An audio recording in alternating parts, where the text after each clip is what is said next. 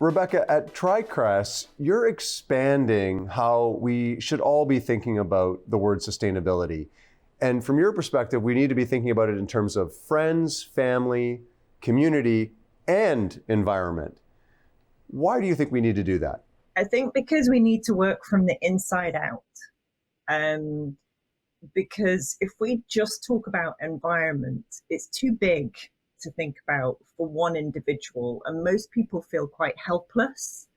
But actually, if you just think about yourself first, your immediate family, your friends and your community, it's much easier to get your head around it. And I think because we work with those principles when we work with businesses, it seemed really obvious to me that if you take care of your immediate environment and the environment in your community, multiply that out and you've solved so many problems. Well, the sustainability of community and everything that goes into building a viable and prosperous community has a lot of elements. So how do you break that down? You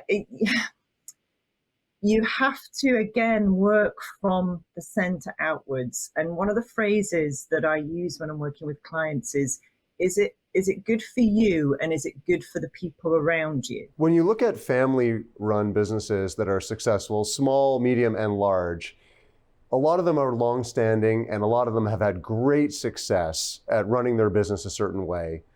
And when they start to think about some of these transformational activities towards a sustainable environment, culture, or practice, that can be very daunting and can be seen as very high risk. How do you help them overcome that? I think the most dangerous phrase in business is, we've always done it this way, so we're going to continue.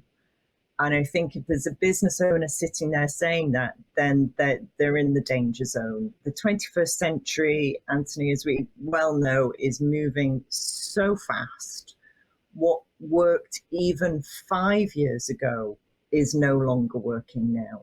So you really have to think beyond what you've always done. And do you know, one of the best ways to do that is talk to a teenager right now, because the teenagers are experiencing what's coming next, and find out how they're thinking, what they're doing, and do some reverse mentoring. Reverse mentoring is one of the best things an organization can do to find out what the really young people are thinking, and that will give you a clue as to which direction you need to go in. One of the things that you emphasize as a critical success factor for a sustainable community and environmental approach is diversity of thought.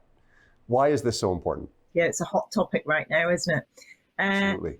Great teams, innovation, progress is only made when you have a collection of people who think differently. And you have to bring that creativity, that process-driven, that logical thinker. You have to bring the wild card in. And it's only then that the magic really happens. And the only way to achieve that is to recruit from all kinds of backgrounds and all walks of life. There's a lot of inertia to moving outside one's comfort zone, but there's also just the economic reality where profits have been driven a certain way for a really long time, and there's risk to those profits in making these changes. So how do you help people assess the cost benefit to starting down this road? I think that the assessment is, if we do nothing, we're going backwards. And because of the pace and change in our world, you're going backwards pretty damn fast now, compared to, we're going to go out on a limb, we're going to take risks and do things perhaps in a very different way that we've not done before. But which is worse, being left so far behind that we're never going to catch up, or perhaps losing a small amount of profit or a medium amount of profit in order to make sure we stay ahead of the game? Well, and only in the short term as well, right? If the outcomes are what you expect they'll be, then you'll have a healthy return over the long term. Absolutely. And if you're not maximizing the use of technology, then you're in big trouble. What are a couple of the most exciting use cases that you've seen for your toolkit already deployed with some success? Okay, so I can't name names, obviously, but a professional services firm, second generation, We're about 2.5 million in revenues, about 45 staff, and they were growing so fast, but they were growing out of control. And so we built their purpose, vision, and values so that they had the same sense of direction. All the stakeholders were aligned, going in the same direction, and the senior management team are owning those strategies and delivering on them.